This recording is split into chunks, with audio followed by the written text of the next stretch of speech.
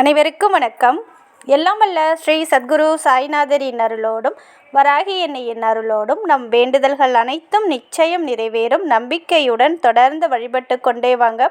இன்றைய பதிவில் பார்க்க போகிற ஒரு விஷயம் என்ன அப்படின்னு பார்த்தீங்கன்னா, நாளைக்கு தேய்பிறை பஞ்சமி வியாழக்கிழமையில் வருதுங்க. ரொம்ப அற்புத பலனை தரக்கூடியது வியாழக்கிழமையில் வரக்கூடிய பஞ்சமி. இந்த நாளில் வராகி அன்னையை இந்த முறையில் வழிபடும்போது நிச்சயமாக உங்கள் வாழ்க்கையில் இருக்கிற அனைத்து பிரச்சனைகளும் தீரும். குடும்பத்தில் மகிழ்ச்சி நிம்மதி அதிகரிக்கும், செல்வ நிலை உயரும், அதிர்ஷ்டத்தை ஏற்படுத்தி தரக்கூடிய அற்புதமான ஒரு வழிபாடு.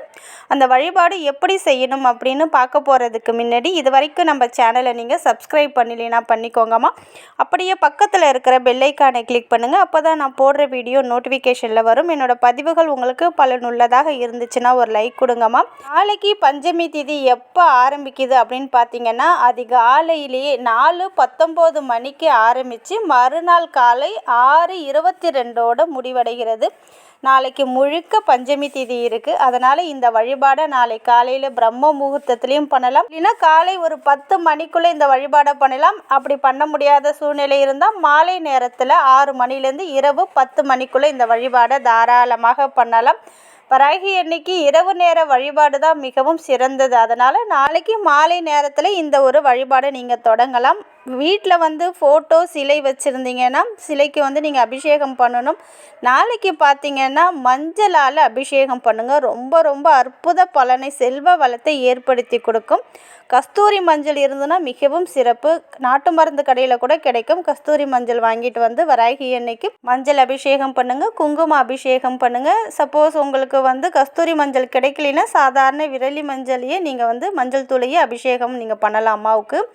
அடுத்தது பார்த்தீங்கன்னா, ஃபோட்டோ வச்சுருந்தீங்கன்னா மஞ்சள் தண்ணீரால் தொடச்சி மஞ்சள் குங்குமம் பொட்டு வச்சுக்கோங்க. ஃபோட்டோ சிலை இல்லாதவங்க விளக்கு வைத்து வழிபடுறீங்க இல்லையா, அகல் விளக்கு, ஒரு பெரிய அகல் விளக்கை வைத்து வழிபடலாம். அந்த அகல் விளக்கை நல்லா வாஷ் பண்ணிவிட்டு அந்த அகல் விளக்கு முழுக்க மஞ்சள் தடவி மஞ்சள் குங்குமம் பொட்டு வச்சு அதையுமே நீங்கள் தீபமாக ஏற்றி வராகி எண்ணெயாக நினைத்து வழிபடலாம். நாளைக்கு வராகி அம்மனுக்கு வைக்கப்படும் பூக்களின் நிறம் என்னன்னு பார்த்தீங்கன்னா, மஞ்சள் நிறத்திலான பூக்களை அம்மாவுக்கு சாற்றி வழிபடும்போது நிச்சயம் அம்மா கேட்ட வரங்களை கொடுப்பாங்க. செல்வ வளம் ஏற்படும். செம்பருத்தி பூ இருந்தாலும் வைக்கலாம், செவ்வரளி மாலையும் வைக்கலாம். அது கூட ஒரே ஒரு பூ மஞ்சள் நிறத்தில் இருக்கக்கூடிய செவ்வந்தி பூ, அங்கே அரளின்னு எல்லார் வீட்லையுமே எல்லோ கலரில் ஒரு பூ பூக்கும் பாருங்கள், அந்த பூ கிடைச்சாலும் அதையுமே நீங்கள் மாலையாக சாற்றி வழிபடலாம். அதோட மிகவும் சிறப்பு என்னன்னு பார்த்தீங்கன்னா, நாளைக்கு ஒரு 11 இல்லைன்னா 21 எண்ணிக்கையில் விரலி மஞ்சள் மாலை கட்டி அன்னையை வழிபடும் போது வீட்டில் பணத்திற்கு பற்றாக்குறை இல்லாமல் மகிழ்ச்சி நிம்மதியை கொடுக்கும், அதிர்ஷ்டத்தை ஏற்படுத்தி கொடுக்கும், நினைத்ததை நடத்தி கொடுக்கும். அதனால் உங்களால் எத்தனை மஞ்சள் கட்டி மாலையாக சாற்ற முடியுமோ 21 எண்ணிக்கையில் சாற்றலாம். 11, 108, 54, 27 இது போல் எண்ணிக்கையில் நாளைக்கு விரலி மஞ்சளை வாங்கிட்டு மஞ்சள் நிற கயிறில் கட்டி அம்மாவுக்கு மாலையாக சாற்றுங்க. உங்கள் வீட்டுக்கு பக்கத்தில் வராகி அம்மன் கோவில் இல்லை வேறு ஏதாவது அம்மன் கோவில் இருந்தால் அந்த கோவிலில் நீங்கள் மஞ்சளை வாங்கி தானமாக கொடுங்க. கண்டிப்பாக இதை மறக்காமல் செய்யுங்க. வராகி அம்மன் கோவில் இருந்தால் மிக சிறப்பு. இல்லாத பட்சத்தில் வேறு எந்த அம்மன் கோவிலாக இருந்தாலும் மஞ்சளை வாங்கி கொடுங்க. விரலி மஞ்சள், குண்டு மஞ்சள் இதையுமே ஒரு 21 எண்ணிக்கையில் வாங்கிட்டு அந்த பூசாரி ஐயாட்ட கொடுத்து வர பெண்களிடம் கொடுக்க சொல்லுங்கள். இல்லைன்னா நீங்களே உங்கள் கையால் அங்கே வர சுமங்கலிகளுக்கு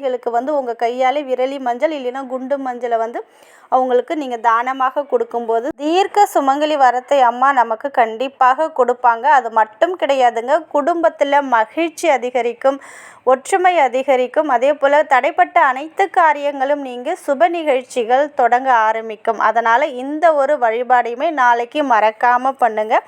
நெய்வேத்தியமாக நாளைக்கு கண்டிப்பாக அம்மாவுக்கு பானகம் வைங்க. அது கூடவே மஞ்சள் நிறத்தில் இருக்கக்கூடிய கொண்டக்கடலையை சுண்டல் செய்து அம்மாவுக்கு நெய்வேத்தியமாக வைக்கலாம். மிகவும் சிறப்பு வாய்ந்த ஒரு நெய்வேத்தியம் என்னன்னு பார்த்தீங்கன்னா, பருப்பு சாதம் நாளைக்கு கண்டிப்பாக உங்கள் வீட்டில் செய்யுங்க. அதாவது பச்சரிசியில் தோரம்பருப்பு கலந்து ஊற வச்சுடுங்க. 1 டம்ளர் பச்சரிசியில் 1/2 டம்ளர் தோரம்பருப்பு போட்டு ஒரு 1/2 அன் ஊற வச்சுடுங்க. குக்கரில் பார்த்தீங்கன்னா நெய் ஊற்றி கடுகு உளுத்தம்பருப்பு தாளித்து காஞ்ச மிளகாய் அதில் கிள்ளி போட்டுட்டு மிளகு சீரகம் ஒரு ஸ்பூன் போட்டுக்கோங்க, கொஞ்சம் மஞ்சத்தூள் போட்டுக்கோங்க. இது நல்லா தாளித்ததுக்கப்புறம் அதில் பார்த்தீங்கன்னா நீங்கள் ஏற்கனவே வச்சுருக்கிற பச்சரிசி பருப்பு கலந்து வச்சுருக்கீங்க பாருங்கள், அந்த அரிசியும் பருப்பையும் போட்டுக்கோங்க. 3 டம்ளர் தண்ணி ஊற்றிடுங்க. 3 விசில் விட்டு இறக்கிடுங்க. அது இறக்குனதுக்கப்புறம் அதில் கொஞ்சம் நெய் நெய் விட்டு அம்மாவுக்கு நெய்வேத்தியமாக வை. நெய் இல்லாத பட்சத்தில் நீங்கள் வீட்டில் எந்த எண்ணெயை தாளிக்கிறீங்களோ அதே எண்ணெயை வந்து தாளித்து இது போல் ரெடி பண்ணி அம்மாவுக்கு நெய்வேத்தியமாக வைக்கும்போது ரொம்ப ரொம்ப விசேஷ பலனை கொடுக்கும். அதனால் இந்த ஒரு நெய்வேத்தியத்தையும் நாளைக்கு வைங்க. அது கூடவே நம்ம நினைத்தது நடக்கணும், நம்ம வீட்டில் இருக்கிற கஷ்டங்கள் எல்லாம் தீரணும், வீட்டில் செல்வ நிலை உயரணும், பணம் பொருள் ஆபரண சேர்க்கை ஏற்படணும் அப்படின்னு நினைக்கிற அனைவருமே நாளைக்கு வராகி அம்மனுக்கு மஞ்சள் தீபம் ஏற்றுங்க. 7 விரலி மஞ்சள் எடுத்துக்கோங்க. அதுக்கு வந்து மஞ்சள் குங்குமம் பொட்டு வச்சுக்கோங்க. ஒரு தாம்பலத்தட்டில் இந்த மஞ்சளை வந்து வரிசலாக அடுக்கிட்டு அதுக்கு மேலே பார்த்திங்கன்னா ஒரு சுத்தமான அகல் விளக்கு எடுத்துக்கோங்க. அந்த அகல் விளக்கை நல்லா கழுவிட்டு அதுக்கு மஞ்சள் குங்குமம் பொட்டு வச்சு அந்த 7 விரலி மஞ்சள் அடுக்கி வச்சுருக்கீங்க பாருங்கள், அதுக்கு மேலே இந்த அகல் விளக்கை வச்சு அதில் வந்து இழுப்பெண்ணெய் ஊற்றுங்க. இல்லைன்னா நல்லெண்ணெய், இல்லைன்னா நெய், இது 3ல் எது உங்ககிட்ட இருக்கும் அதை ஊற்றி மஞ்சள் நிற திரி போட்டு தீபத்தை ஏற்றி அந்த தீபத்தோட முகம் வடக்கு பக்கம் இல்லைன்னா கிழக்கு பக்கம் பார்த்தது போல் வச்சுக்கோங்க. அந்த எண்ணெய்க்குள்ளேயே நீங்கள் நெய் ஊற்றிருக்கலாம், இல்லை இழுப்பெண்ணெய் இல்லைன்னா நல்லெண்ணெய் ஊற்றி வச்சுருக்கீங்க பாருங்கள், அதுக்குள்ளேயும் ஒரு சிட்டிகை மஞ்சத்தூள் போட்டு தீபத்தை ஏற்றி வைங்க. கண்டிப்பாக உங்கள் வீட்டில் செல்வ வளத்தை ஏற்படுத்தி கொடுக்கும், நினைத்ததை நிறைவேற்றி கொடுக்கும். அம்மாவுக்கு இந்த ஒரு வழிபாடை மறக்காமல் பண்ணுங்கள். சப்போஸ் உங்ககிட்ட விரலி மஞ்சள் வாங்க முடியாத சூழ்நிலை இருந்தால் வீட்டில் பூஜை ரூமில் மஞ்சள் வச்சுருப்போம் பாருங்கள், அந்த மஞ்சளையே நீங்கள் வந்து தாம்பலத்தட்டில் நிரப்பி அதற்கு மேலே வந்து அகல் விளக்கை வச்சு நல்லெண்ணெய் இல்லைன்னா இழுப்பெண்ணெய் இல்லைன்னா வந்து நெய் ஊற்றி மஞ்சள் நிற திரி போட்டு தீபம் ஏற்றி வைங்க. நீங்கள் மஞ்சள் வச்சுருக்கீங்க பாருங்கள், அதுக்கு பக்கத்தில் 7 ரூபாய் காயினை வச்சுக்கோங்க. அந்த 7 மஞ்சள் வச்சுருக்கீங்க பாருங்கள், அதுக்கு பக்கத்துலேயே காணிக்கை செலுத்துறது போல் ஒரு 7 ரூபாய் காயினை வச்சுக்கோங்க. அப்படி வச்சுட்டு தீபம் ஏற்றுங்க. மஞ்சள் தூளாக இருந்தாலும் மஞ்சள் தூளுக்கு பக்கத்தில் அந்த 7 ரூபாய், 1 ரூபாய் காயின், மொத்தத்துக்கு 7 அப்படின்ற எண்ணிக்கை வேணும். அந்த காயினை வச்சுடுங்க. தீபம் ஏற்றி வச்சு தூப தீப ஆராதனை காமிச்சு வழிபடுங்க.